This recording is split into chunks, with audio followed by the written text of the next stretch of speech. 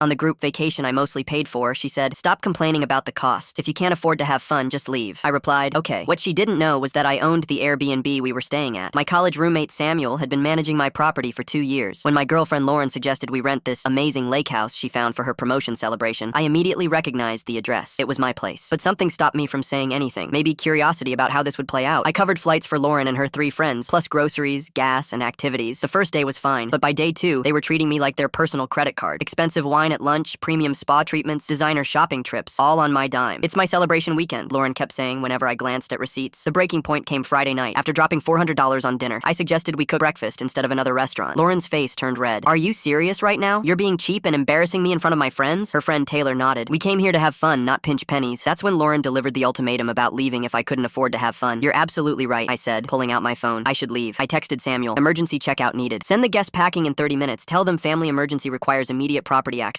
I grabbed my luggage while they were on the deck with wine. "Something came up. I have to head back early," I announced. "Wait, what?" Lauren stood up. "You're actually leaving?" "I was just frustrated. I didn't mean—" "No, you were right. This isn't working for me." I drove to a hotel 20 minutes away and waited. My phone started buzzing at exactly 4:47 p.m. "OMG, the property manager just showed up with keys. They're making us pack everything. They won't explain what's happening." Lauren called 5 times before I answered. She was crying. "The owner apparently needs the house back immediately for some family emergency. We have to leave right now. Everything's booked for the weekend." "Wow, that's terrible timing," I said. "Sorry to hear that. Can you come back and help us find somewhere else?" "Actually, I'm pretty tired. You guys are resourceful. You'll figure it out." They ended up in 2 separate motel rooms an hour inland. No lake view, no hot tub, no gourmet kitchen. Saturday morning, Lauren texted, "This is a disaster. The motels are gross and we can't afford another nice place for tonight." I replied, "That's rough. Hope you can still afford to have fun though." Sunday evening, she called again. "I've been thinking about what I said. I was stressed about work and took it out on you. Can we talk when I get back?" "Sure," I said. "But just so you know, I had a great weekend. Really relaxing." Monday morning, Samuel texted me, "Dude, your girlfriend called the management company 6 times asking for the owner's contact info. She wants to complain about the illegal eviction and demand compensation for their ruined weekend. Should I tell her?" I laughed. "Nah, let her keep trying." Tuesday, Lauren showed up at my apartment with coffee and apologies. "I found out who owns that house," she said. "Some investment company. I'm going to leave bad reviews everywhere and maybe contact a lawyer. What they did was completely illegal." "Really? That's interesting," I said, taking the coffee. "What's the owner's name?" She checked her phone. "The LLC is registered under—" Wait, her face went pale as she read. "This says Samuel Wright, but that's my roommate Samuel?" "Yeah, he manages properties for people." Lauren stared at me. "People like who?" I smiled. "People like me." The coffee cup slipped from her hand. You own that house?" "Bought it junior year with my inheritance. Samuel's been the perfect property manager." She sat down hard on my couch. "So when I told you to leave, I left my own house, yeah. And since you thought the trip was too expensive for me, I figured you'd prefer handling the accommodations yourselves." Lauren put her head in her hands. "I can't believe I didn't know you owned property." "Well, you never really asked about my finances. You just assumed I couldn't afford the lifestyle you wanted." She looked up. Can we fix this?" I shrugged. "Maybe, but next time you want to celebrate something, you can afford your own lake house rental." We broke up the following week. Samuel says she still calls sometimes, asking if the house is available to rent. He always tells her it's booked.